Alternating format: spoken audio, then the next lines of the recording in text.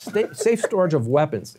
So in the 2019 session, we were up there. We after the October 1 shooting, there was a huge call, I think, on both sides of the aisle to do something about weapons in Nevada. I had a constituent whose daughter was killed the last day of school, 2013. Her name was Brooklynn Mohler. She was 13 years old. Tragedy. Yes, was home from school, visiting a friend's house right across the street, and the father kept a loaded gun where he kept like the Disney glasses, cups. And so the girl went up. Now that is what it's called, foreseeable.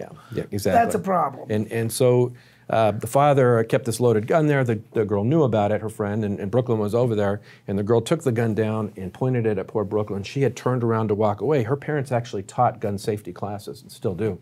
And Brooklyn's or the other one? The Brooklyn, the victim. So the victim. And she had turned around to go home to run out, and the girl shot her in the back, blew out her heart. And unfortunately, the father, Brooklyn's father, Jacob Mohler, was ringing the doorbell just as this happened to pick up his daughter. And so she died in his arms. He was giving her mouth to mouth, and he told me, he said he could still, there was still chocolate ice cream in her mouth, that she was giving her mouth to mouth to try to resuscitate her, but the police didn't, or the ambulance didn't get there in time, and she died. And so he came to me in the 2017 session and said, we've got to do something about safety and storing weapons.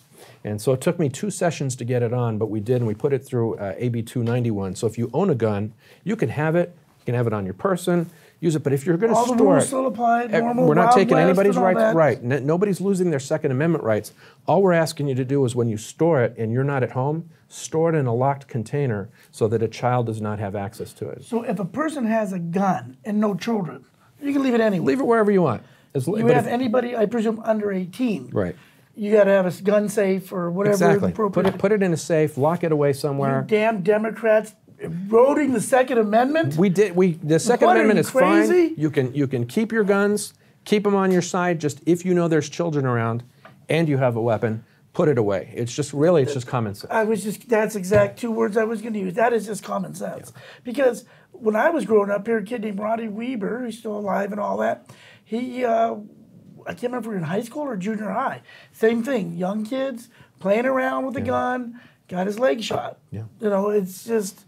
It's been going on forever. That's just common sense. Yeah. No, I can't tell you how many times a child brings a weapon to school because the father or the parents somewhere leave it in the nightstand, leave it so it's accessible to the child. And what really happens, the tragedy that happens most is suicides. Children get a hold of weapons with their teenagers, the emotions and everything is going through them. So bodies are changing, things are happening, and things seem so extreme when you're young, and they get a hold of their parents' weapons, and they don't kill somebody else, they kill themselves, and that's probably... That's terrible. Yeah. They still got the goose pimples, the chills from that story about Brooklyn. TheVegasLawyers.com.